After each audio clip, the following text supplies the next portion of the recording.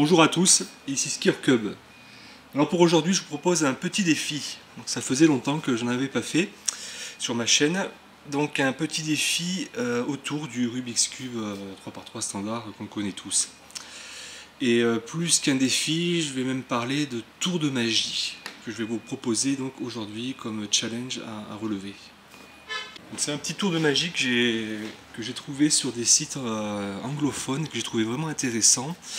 Et je ne crois pas avoir vu son explication en français. Donc j'ai regardé un petit peu, mais je n'ai pas trouvé. Et je trouve pas mal du tout comme tour de magie, assez rigolo. Donc c'est pas le typique tour de magie où vous lancez le cube qui est mélangé et quand il redescend, il se trouve être résolu. Non, c'est pas ce genre de tour de magie. C'est un tour de magie qui est pas mal du tout et qui suit une certaine logique, on va dire. Donc je ne l'ai pas vu en français, donc je vais vous le proposer ici. Et ça peut être un petit tour de magie assez sympa pour épater vos connaissances, vos amis. Et les seuls prérequis, c'est que donc ce serait bien, donc si c'est vous qui le faites, que vous ayez déjà une connaissance, on va dire, un bon niveau, on va dire, en termes de Rubik's Cube. Que vous êtes à l'aise avec les mouvements et que vous savez plus ou moins le résoudre, on va dire. Ça c'est la base pour proposer ce tour de magie. Et si possible, l'assistance à laquelle vous proposez le tour, ce serait bien que ce soit des personnes qui justement ne connaissent pas trop le monde des Rubik's Cube en détail. Donc c'est mieux de le faire à un public qui ne soit pas trop connaisseur du monde des Rubik's Cube. Et de ce fait, vous allez voir que c'est un tour de magie qui peut s'avérer assez épatant, je pense, pour les personnes qui ne maîtrisent pas le monde des Rubik's Cube. Donc ben c'est parti. Alors dans un premier temps, je vous propose un autre défi. Ça, je ne vais pas vous expliquer le tour de magie. Je vais vous le mettre dans le sujet en fait. Et à la fin de la vidéo, je vais expliquer comment le truc, on va dire, qui explique la magie. Ok, donc vous faites face à votre public. Et donc là, voilà, vous avez votre cube. J'ai un cube mélangé, d'accord ? Donc vous le montrez à votre public, histoire de rajouter un petit peu d'effet, vous pouvez dire je vais faire un mouvement là et un autre ici, d'accord. Et vous pouvez par exemple le tourner dans tous les sens, attaque, et vous le mettez sur la table, d'accord, de la sorte. Et vous bandez les yeux, d'accord. Donc il est mélangé, vous avez rajouté un ou deux mouvements, vous bandez les yeux, d'accord. Ou vous tournez le dos par exemple. Et vous dites à votre interlocuteur, au public, de rajouter, donc de prendre le cube et de rajouter une rotation, donc de faire un mouvement de son choix, d'accord.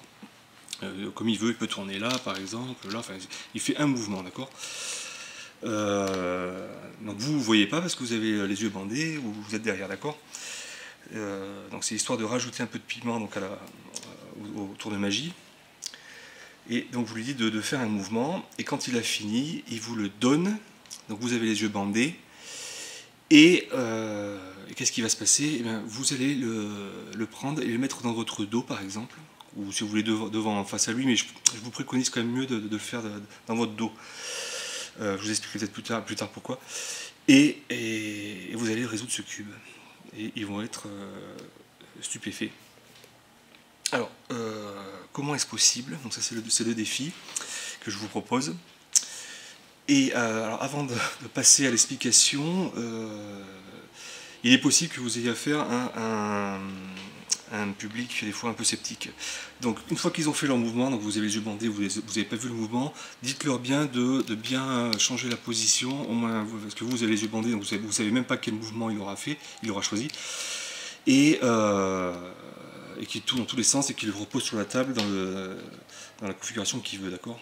Donc vous ne savez même pas, donc du coup, dans quelle position il est placé le cube, mais vous allez quand même le résoudre. Alors, pour finir, dans le cas où vous avez vraiment un public très exigeant et qui émet des doutes, et c'est possible qu'ils se disent c'est facile parce que ça se trouve tu as mémorisé toute la séquence du mélange, et du coup tu vas le faire à l'envers et avec un peu de chance tu vas réussir à le résoudre. Là vous leur expliquez, donc là je reprends un cube dans un état résolu et vous leur expliquez, parce que bon c'est des personnes qui ne connaissent pas forcément le monde des Rubik's, et vous leur dites écoutez, par exemple si je fais un mélange simple de la sorte, haut, on va dire haut, et je descends, d'accord. et que voilà, on considère que c'était ça le mélange. Et donc vous, après, vous bandez les yeux et vous leur dites de faire un mouvement. Donc par exemple, il choisit de faire ce mouvement-là. Donc vous ne le voyez pas puisque vous avez les yeux bandés. Vous faites comme ceci. Et donc du coup, si vous avez mémorisé votre séquence donc, de mélange et que vous la refaites à l'envers, sachant en plus que le... Alors, enfin, on va revenir après. Si vous faites votre séquence à l'envers, ça donnerait ça. Donc tout à l'heure, on avait fait haut et bas. Donc à l'envers, ça fait je monte ici et je vais à droite ici, d'accord ? Et vous voyez qu'en faisant la séquence inverse, vous n'arrivez pas à résoudre le cube, puisque la personne en face aura fait entre-temps un mouvement, donc la partie droite là qu'on a vue, et de la sorte, du coup, nous on ne sait pas quel mouvement elle a fait, puisqu'on avait les yeux bandés, donc du coup on est incapable, même en revenant, en faisant l'algorithme de mélange à l'envers, on n'arrive pas à reformer le cube, d'accord ? Donc, alors j'avais fait ça, et lui il avait monté, donc je vais essayer de le remettre comme il était, rester comme ça. Et d'autre part, de toute façon, vu que la personne aura fait un mouvement, comme on avait vu, et qu'en plus elle aura changé l'orientation du cube, vous avez les yeux bandés, quand vous allez prendre le cube dans les mains, vous ne savez même pas dans quelle face vous avez devant vous. Donc c'est strictement impossible, en mémorisant la méthode de mélange, l'algorithme qui vous a permis de faire le mélange initial, c'est impossible de revenir finalement à un état résolu. Enfin, ça paraît totalement impossible. Donc vous pouvez les rassurer avec une petite démonstration comme celle-ci, en leur disant que non, ça ne sert à rien de mémoriser la séquence qui a abouti au casse-tête mélangé que vous leur avez présenté. Sachant plus que vous avez fait aussi au passage un ou deux mouvements en plus, et qu'eux ont rajouté le leur et ont tourné le cube dans tous les sens, donc il n'y a vraiment pas moyen de tricher, quoi, en gros. Donc voilà, donc voici le défi. Donc comment est-ce possible, le cas qu'on a vu tout à l'heure, avec les yeux bandés, et sachant que la personne en face a rajouté un mouvement et a tourné le cube dans tous les sens, comment est-ce possible de résoudre le cube qu'on a vu tout à l'heure?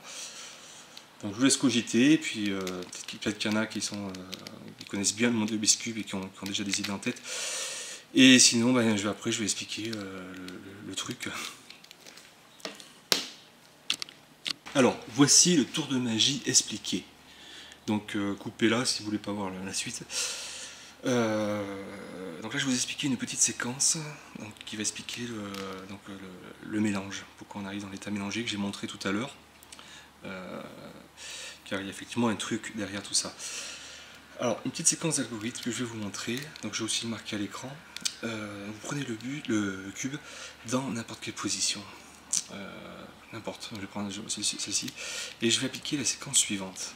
Donc ça à la limite vous la faites en off, vous ne faites pas bien sûr devant votre public, vous la ferez avant le tour de magie. Donc vous faites la séquence suivante. Donc je vais monter la rangée du milieu, puis faire un U là, et je vais faire ça 4 fois, d'accord.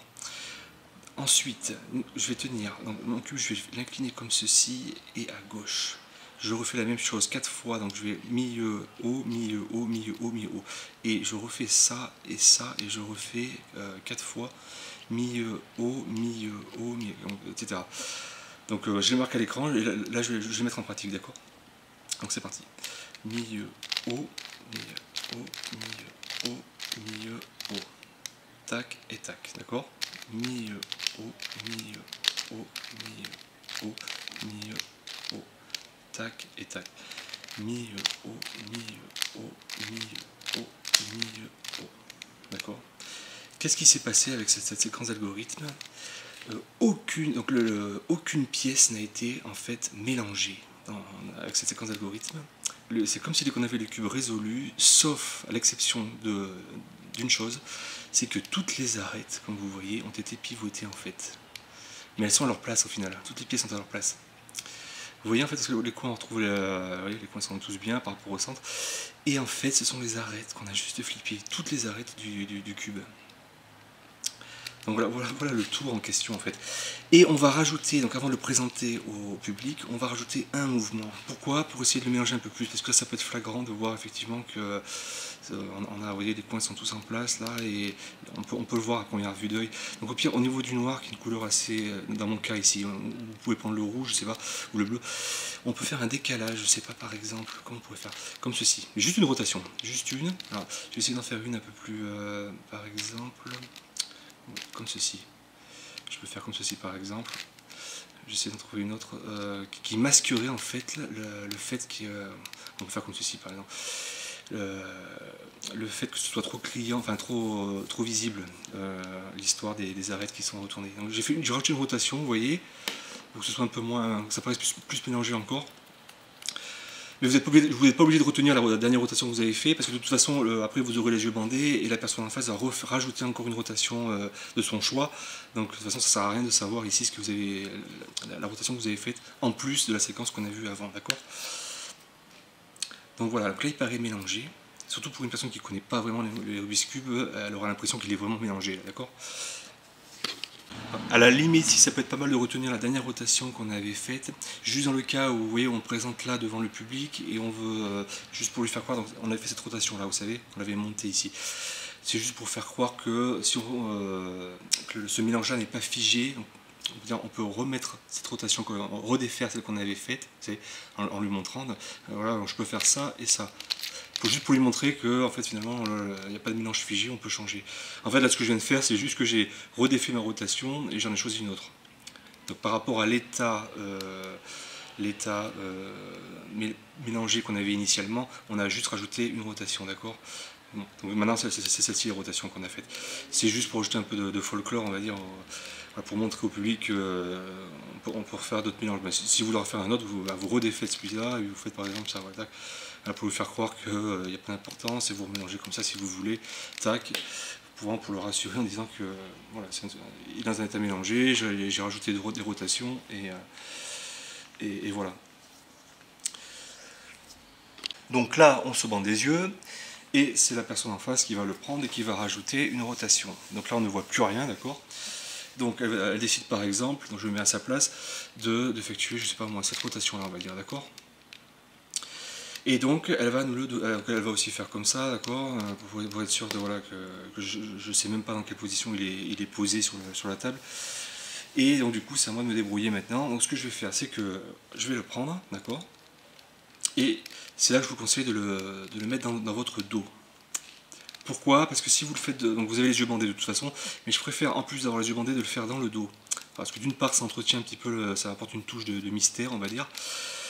Et d'autre part, les personnes en face ne verront pas directement les mouvements que vous faites. Donc, vu que c'est un algorithme qu'on a vu tout à l'heure, qu'on va remettre en place, et qui est peut-être un petit peu trop mécanique dans les mouvements, il pourrait émettre des doutes. Alors que si vous le faites dans le dos, ils verront rien, et ça apportera un peu plus de magie, on va dire, autour, d'accord? Donc c'est pour ça, l'algorithme que je vous ai montré au début, là, les séquences haut, enfin milieu, haut, etc. Entraînez-vous beaucoup dessus et vous verrez que moi je l'ai fait dans le dos, ça se fait bien en fait. Hein, une fois qu'on a assimilé, c'est pas plus une séquence qui est très compliquée à exécuter dans le dos.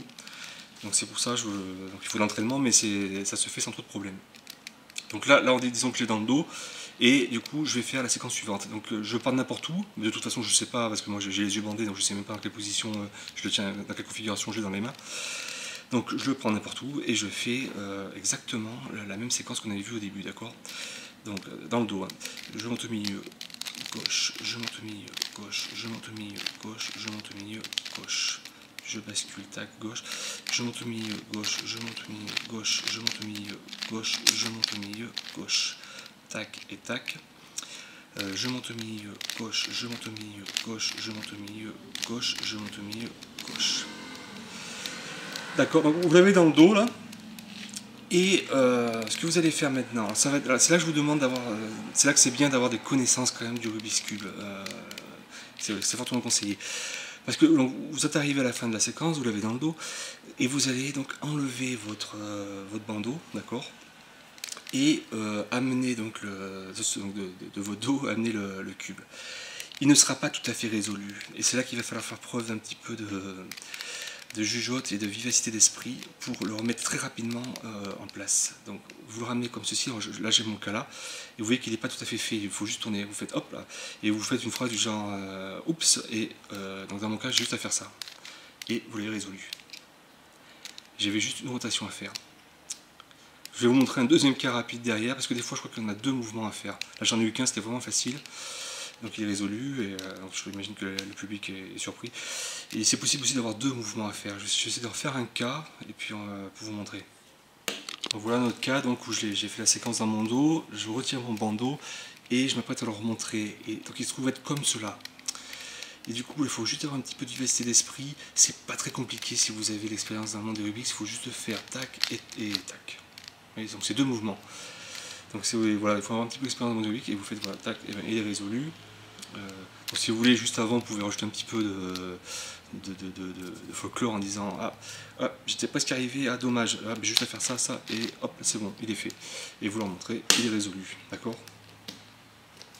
Donc au final, il reste toujours à la fin un ou deux mouvements à refaire. En fait, ça correspond à votre mouvement que vous aviez fait, que vous avez rajouté au mélange, vous vous rappelez, et au mouvement que le public, que la personne du public aura fait aussi.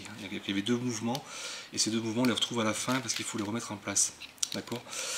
Et des fois, dans certains cas, il peut n'y avoir qu'un seul mouvement, parce qu'en fait, le mouvement qu'aura choisi la personne était plus ou moins le même que celui que vous aviez choisi, vous, juste avant.